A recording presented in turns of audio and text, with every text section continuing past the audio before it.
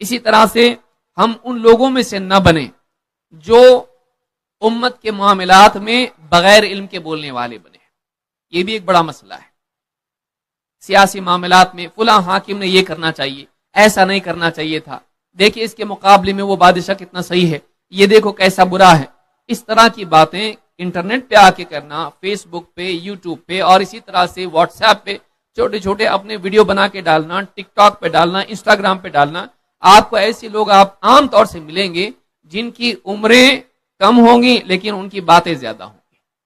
وہ ایسے معاملات میں گفتگو کر رہے ہیں جن میں بولنے کی ان کو اجازت نہیں ہے. بڑے بڑے علماء جن معاملات میں خاموش اس لیے ہوتے ہیں کہ موقع صحیح نہیں ہے، اس وقت خاموش ہونا بہتر ہے، وہ علماء کی بزدلی سمجھ کر اور علماء کوئی نہیں بول رہے اس لیے میں بولتا ہوں، اس طرح سے جرأت کر کے امت کے ایسے معاملات میں بولتے ہیں جن میں ان کو نہیں بولنا چاہیے اور بہت بڑا نقصان کرتے ہیں. ایسے لوگوں کو اللہ کے نبی صلی اللہ علیہ وسلم نے رویبضہ کہا ہے. پوری حدیث میں بیان نہیں کر رہا ہوں، لیکن آخری دور میں ایسے لوگ ہوں گے جو فتنے کا دور ہوگا، کنفیوژن کا دور ہوگا، اس دور میں ایسے لوگ کھڑے ہو کے بولنے والے بنیں گے جو سفیہ ہوں گے، بے وقوف قسم کے لوگ ہوں گے. صحابہ نے پوچھا رویبضہ کون ہوں گے جو ایسے زمانے میں بولنے والے ہوں گے؟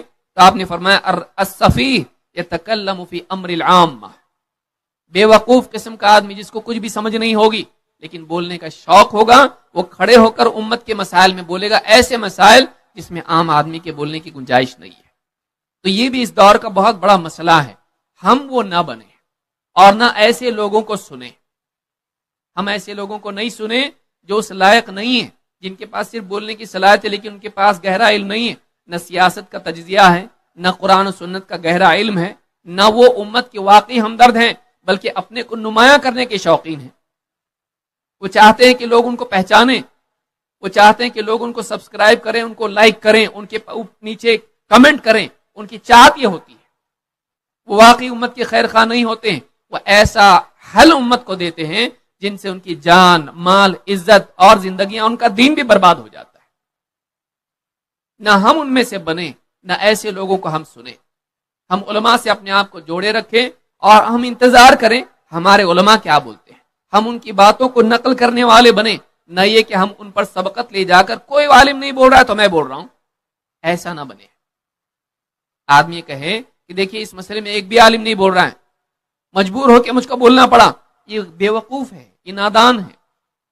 اس کو یہ سوچنا چاہیے. آپ دیکھیے عبداللہ ابن عمر رضی اللہ تعالیٰ عنہ اللہ کے نبی صلی اللہ علیہ وسلم کے موٹے مسئلے پر بات کر رہے ہیں. سوال پوچھا بتاؤ ایسا کون سا پیڑ ہے جس کی مثال مومن کی ہے؟ عبداللہ ابن عمر رضی اللہ تعالیٰ عنہ مجلس میں بیٹھے ہیں اور دیکھ رہے ہیں کہ حضرت ان کے دل میں بات آ رہی ہے وہ کھجور کا پیڑ ہے، لیکن دیکھ رہے ہیں کہ ابو بکر و عمر رضی اللہ تعالیٰ عنہ جواب نہیں دے رہے ہیں.